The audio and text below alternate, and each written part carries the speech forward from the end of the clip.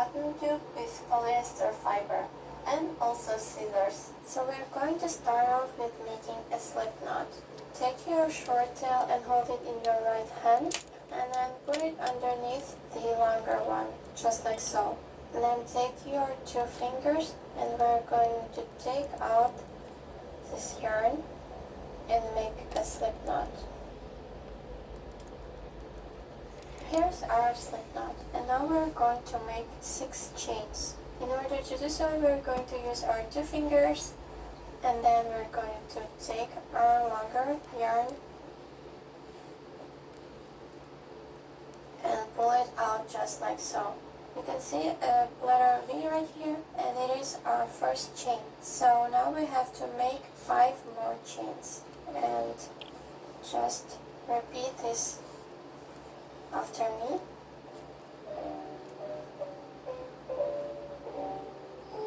So now we have 2 V's, so 2 chains, and in total we have to make 6. Here's 3, 4,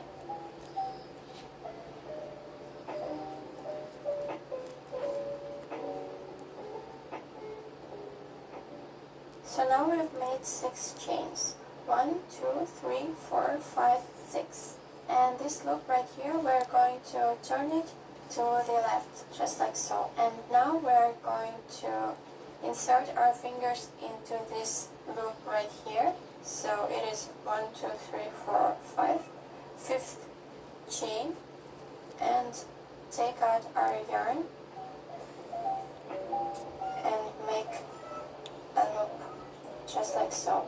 And to control the height of these loops, I prefer using and take out our yarn and make a loop, just like so. And to control the height of these loops, I prefer using my 2 fingers, and I'm just doing like so, so to make sure that their height is the same. Now let's continue making our next loop. Here's the next chain, and I'm just taking it out.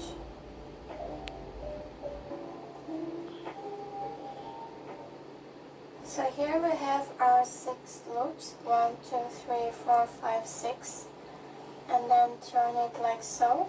And here we have to make a knot,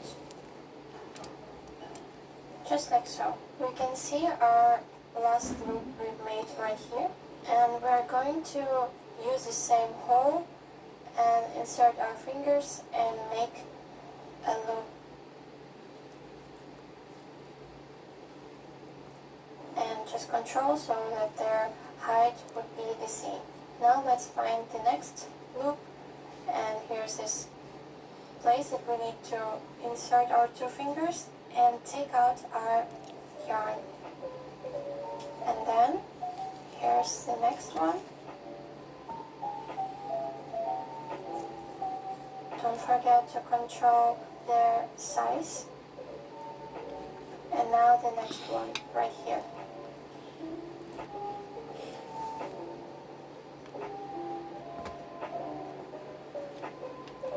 So here's the next one. And now we're going to make our last loop on this row right here.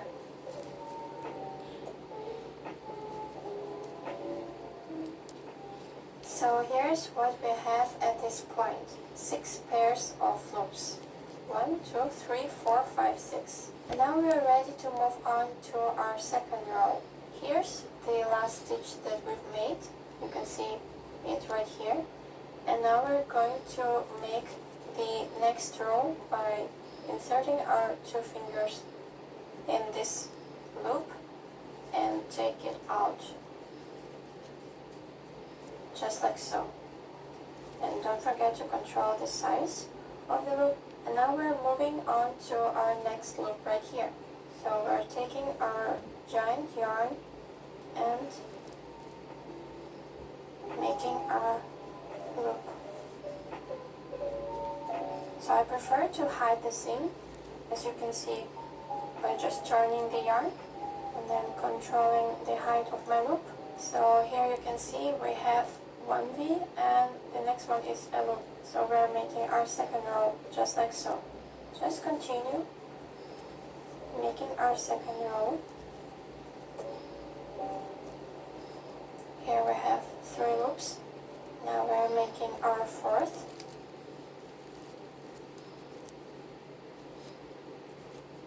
Like that.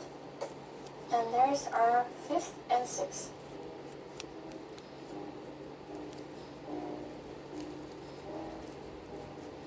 Here's our 6th stitch. Just repeat the same move at this point. So here it is. We finished this side and now we're going to turn our work and work on this side. So here's our yarn. We're going to do the same thing on this side. So just like that. Here we've made our next loop. Moving on to the next stitch. So continue making the same thing. So insert your fingers in these loops and I'll meet you right here where we'll finish our second row.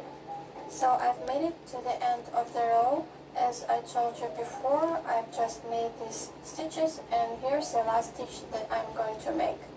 So you can see here's the little V and the loop, and this one doesn't have the V yet. So I'm taking my yarn and just pulling it out like so. And now I finished making my second round. And we can see that on these 2 sides we'll always have 6 loops. So we can count them 1, 2, 3, 4, 5, 6, and the same thing on this side. And now we're going to start making our third row. So take your yarn and work your third round by inserting your fingers and taking out your yarn on this loop, this, and this until the end of the row right here. And I'll meet you there. So I'm currently near the end of my row. Here's the last stitch that I'm going to make, and you can see when I pull it out like this, I have 1, 2 V's, and the last is third loop right here. So here's the last stitch of the third row. And I'm going to make this last stitch. Just like so. And you can see that when we're turning our work, here's the beginning of our fourth row. So as you can see by now, the last stitch of your row is always going to be this stitch, and the beginning of the next row is going to be this stitch. And we're always working counterclockwise. So we are starting from this stitch and just work through these stitches and then start another row, just like so. Now we have to start our fourth row just like that. And at this point it is quite repetitive, and just work your rows until the point that you want to stop. So I'm currently working on my fourth row and I'm out of my ball of yarn, and I wanted to quickly show you guys how do I connect the second ball of yarn. Here's my second ball and I stopped at this stitch. Now I'm moving on to the next stitch here.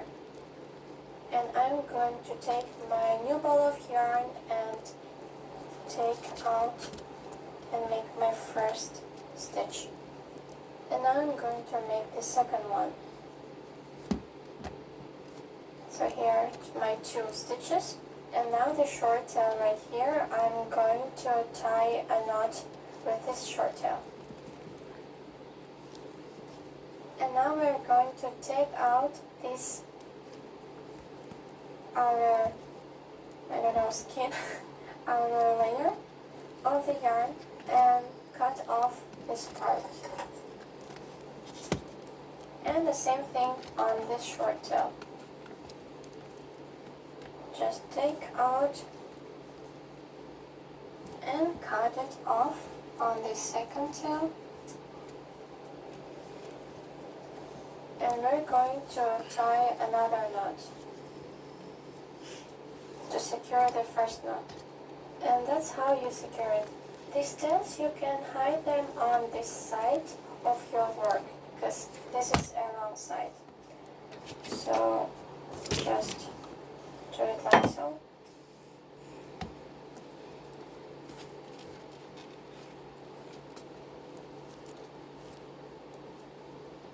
And that's how you hide it. And do the same thing on this tail. You can weave in any stitch that you want actually, but you're gonna mess up a lot, but you can always do it again. To hide it like that. And now continue working with your next ball of yarn, just like so.